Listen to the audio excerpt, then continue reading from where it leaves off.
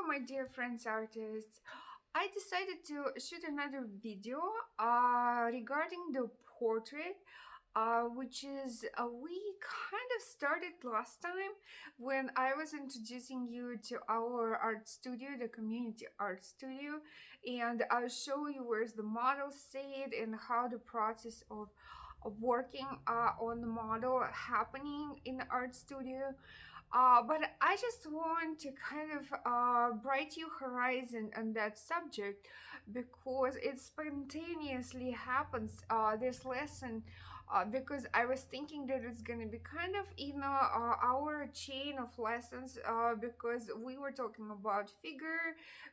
I explain you how to actually draw the figure of the person in the environment, and that was the street where we were working on the environment in the street when the rain happening, remember? And before we were working with you on portrait, and I explained you how to create the portrait and how to construct the face of the person. Of course, it's just a first introduction, because our lessons are dedicated to the young artist or beginners, amateur artists who just started, and I don't want to overwhelm you with a lot of information regarding how to do the technical part, but I want to inspire to you with some subjects. When you look at some nature, landscapes, streets, flowers, still lifes, or people, you will notice something interesting, and it's gonna inspire you. Your hand want to start drawing something or painting, and this is my main task, just to introduce you to art and make you love it. Not make you love it, you can make love something. I just want to kind of blow the passion in you.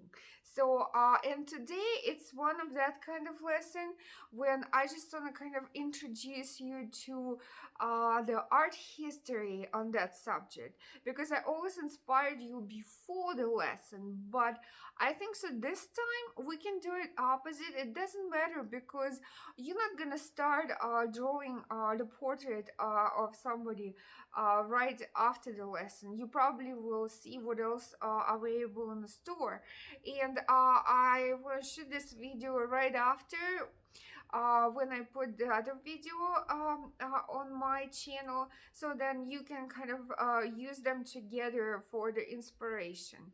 And what I want to do today, I want to show you from my library of art materials portraits from the different times on the lens of history. Portrait is a genre, started being separate as the genre, I believe so, in 16th century, because before you can find portraits, but it's more was connected to the religious subject, more connected to the important wise people who artists get commissioned to document, because there were no photography. So the way how artists can document the particular character or person, that was important, so that's why they get paid for that.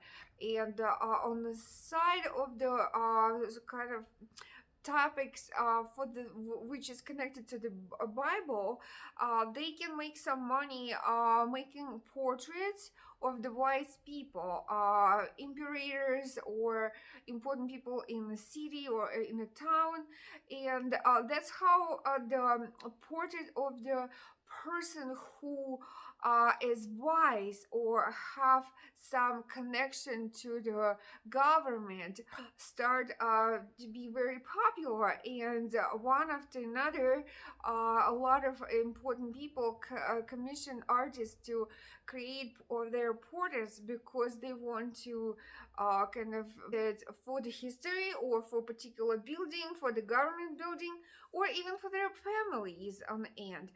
And one of these portraits, for instance, instance, I can show you this portrait, and that's gonna be the one of that kind of portraits because it's important person here, and this is the Spanish school, and that portrait done in beginning of the 17th century. It's portrait of Don Diego de Villamora. So this is the important person. He probably the royal family, belonged to the royal family, and you can see that his face is not that important, but the whole figure with the costume and something would belong to him. More important than his face features. I will show you the portrait of the wise lady.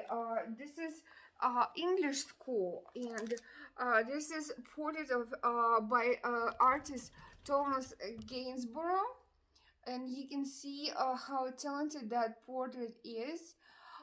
He was one of the author of the portraits in England of lots of famous people and people from the government.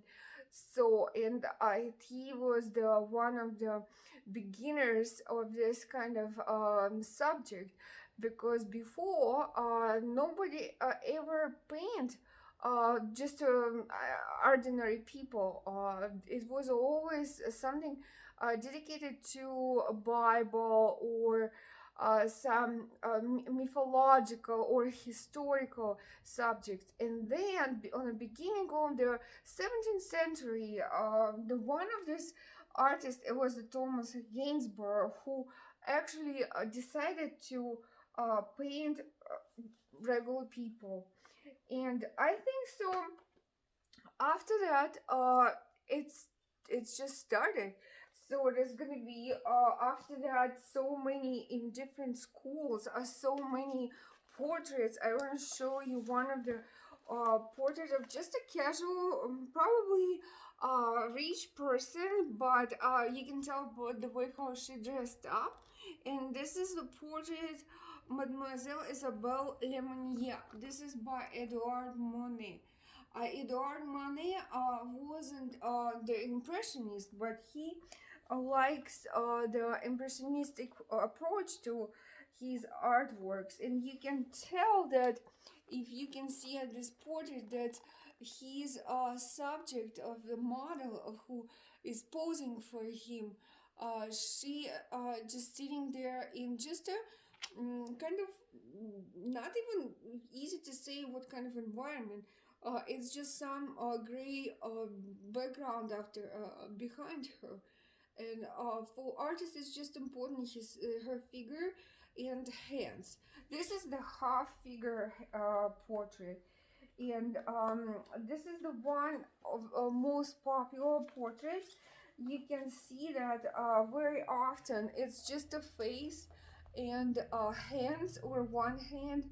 This is the portrait of just some lady. It's just a portrait of a lady, and this is by Renoir, one of the impressionists who was very famous for his absolutely gorgeous pastel tones of his artwork. He always created such a romantic way how to tell the story about ladies. Most of the time, his models were ladies or young girls, and they were always so full of youth and energy and a very good kind of a mood. They like sometimes playing on piano or singing songs. So it was always something very excited what they did. And I think that portraits of the ladies, what he done, he really enjoyed it. So it wasn't just because it was the commission, it's just because he really liked that. And this is Toulouse-Lautrec, one of the other French artists. And this is his way to tell the story with the portrait. And you can tell this here, it's more to tell. It's not only lady, she is wearing a hat. You can see what kind of dress she has. She has the little umbrella from sun, not the rainy weather, but the sunny weather. And it's something behind her. She's sitting in the park, so she's somewhere outside. So portraits, they went through a lot of different modification during the history. It's sometimes there was just a portrait outside, sometimes it was inside in the interior, and they started as the portraits in England made in a garden somewhere outside, but the nature was always kind of like a background. You can't even see what's there, just like few trees or something like that. And then in the end of the 19th century, actually you will see on the portraits the nature when you can see as on that picture what exactly happening behind that person. And to put person in an outside environment was always not that easy, because you have to see how you can show the light, and how that light will reflect on somebody's of clothes. And one of these portraits here by Toulouse-Lautrec, you can tell that it's totally different weather, and it's in a different environment. It's somewhere in an open space.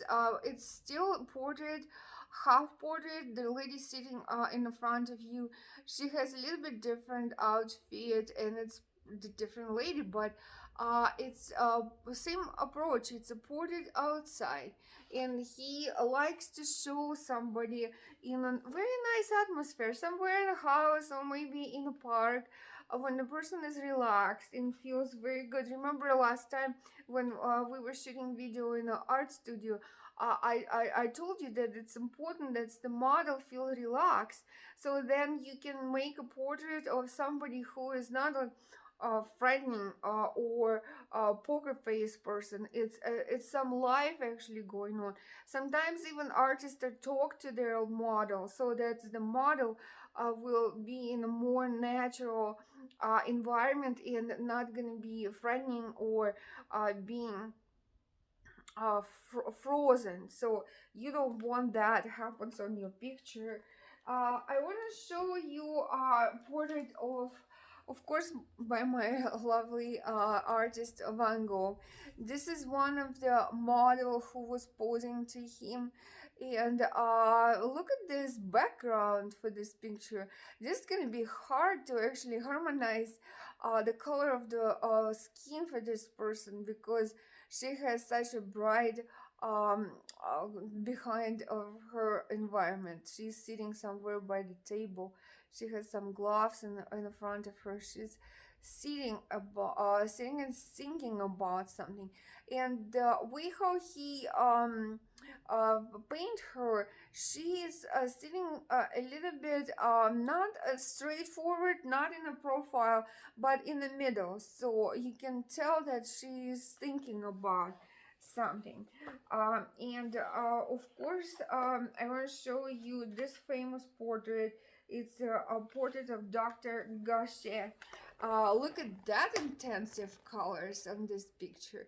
See how interesting he create that harmony of blue colors on that.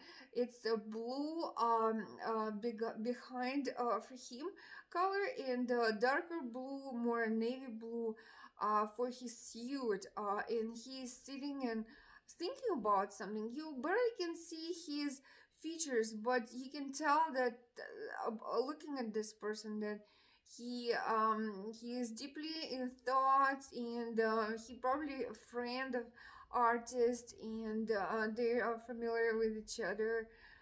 And the colors are just very intensive. Look at this color of the table. It's so bright. If you remember by the colors theory, the orange and blue, they are complementary colors, so they make each other brighter. So I want to show you one of these portraits, which is very bright too, and this has the yellow and it has a yellow and the red on this, and exactly similar as the other picture with the yellow background. It's very hard to harmonize that. If you can tell, this lady has kind of a little bit greenish color of her face because the yellow background. And I will show you also the portrait of this a gentleman over here. This is by Paul Cezanne. He was an impressionist. He was after impressionist as a Van Gogh by the timeline, and his portrait, it's kind of true back to the beginning of the 19th century, whereas the important was to show a kind of neutral background in order to show better person um, features and what kind of costume that person has and or dress. So this is kind of more classic approach to portrait in this matter. He is in an official suit, so this person is Anthony Valabret. So he probably maybe poet or some artist, but he dressed up for this portrait. So if in 19 end of the 19th century, uh, the basically people when they were modeling, they were dressing usually in a very good clothes because they want to be in a very kind of uplifting and modeling composition, so that people will see them like on a good picture, so that they look very nice. Like for instance, this lady over here on Renoir pictures. So she is in a very nice dress, and of course you can recognize his style because he always has that kind of pastel pinkish bluish colors for his models. They always almost are sitting in the air somewhere. And one of those interesting portraits I want to show you, we kind of go by the length of time, and later on, after the Van Gogh and Cezanne, another artist come to the picture, and they have in their theory of what kind of school they will continue. They continue impressionistic approach, but they bring this to kind of more detailed and decorative style, because their point, which is means on a French dot, become the real pointillism. So, which is basically was the painting or picture with the dots, and that's what they did. So this picture by George Seurat, I'm sorry, was painted with the all these little dots, and you can see there's the whole picture created by these little dots of color. And the same thing, it's a portrait, it's half portrait, and the lady sitting in the front of her table, so she is doing her regular routine things which is she get used to do during her day, and that come from the Japanese gravures, because all artists of this end of the 19th century, they love Japanese art, and Japanese artists, they like to show just the life of the ordinary people on their pictures, and the toilet of ladies, what they do with their hairs, how they're getting ready, It all was subjects of the Japanese gravures, which is European artists really really enjoy and try to bring that to their art in their artistic approach. So I also want to show you the picture of Modigliani. He was the modern artist after the Pointillism and artist as the Van Gogh and Cezanne. That's another artist style came, which is was modern artist style, and the artist kind of come up with the little bit different ideas how to show model, and it still will be the model, but the way how they will put this person in the picture, it will be a little bit different, so that you will tell that it's not a classic approach, it's a very avant-garde approach. Like for instance at Modigliani's portraits, he never put on his picture, if you take a look, a very close, that the lady on this portrait doesn't have eyes, so she just have the place where the eyes supposed to be, but you can see the eyes there, but it still is so beautiful in the way how this lady looks.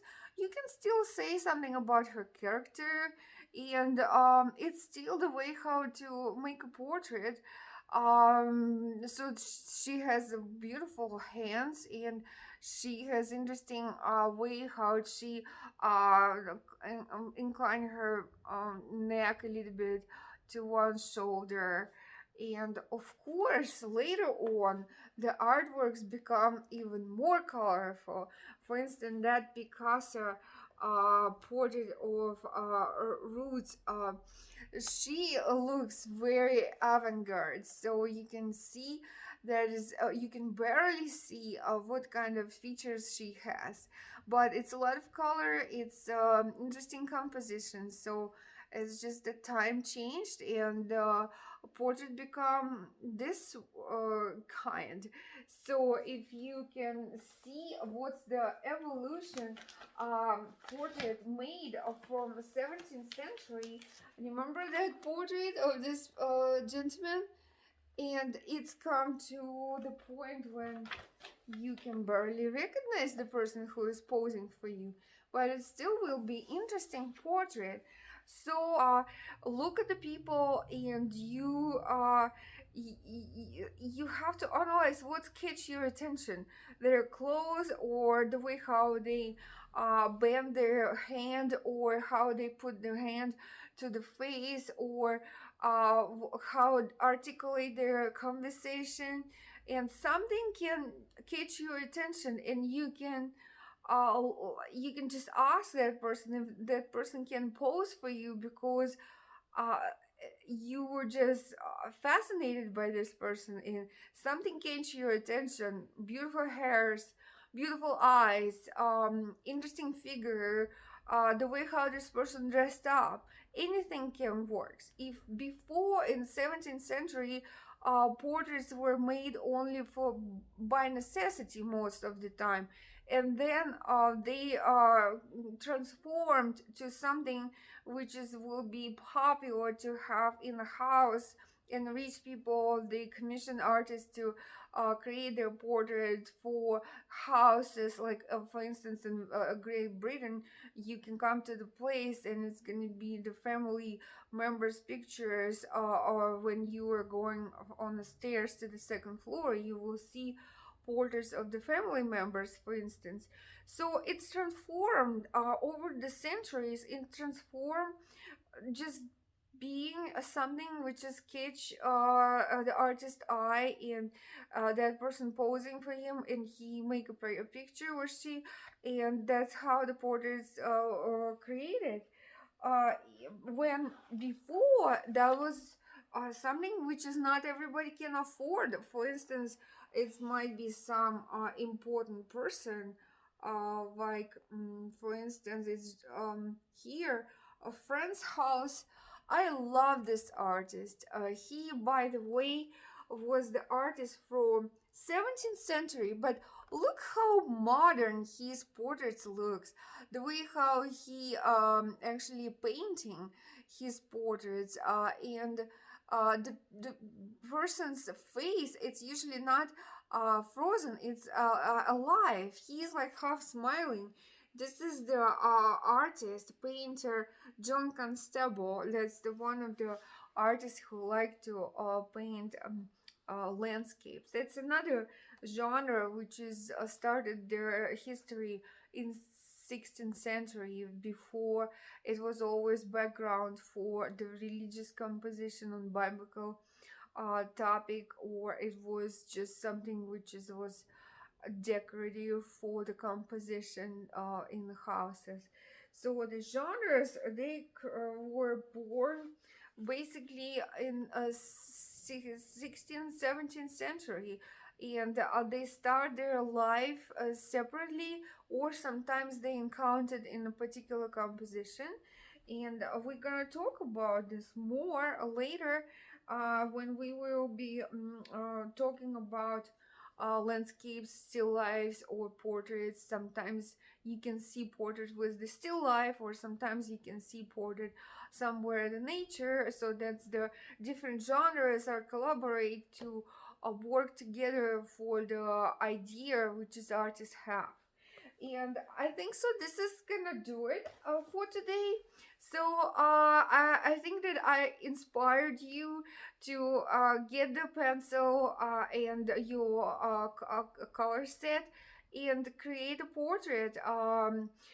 Try to ask your close relatives or friends to help you with that. Do like we do in art studio when you have your person pose you like 15 minutes and then give the break to the person and then do it again or do it next day.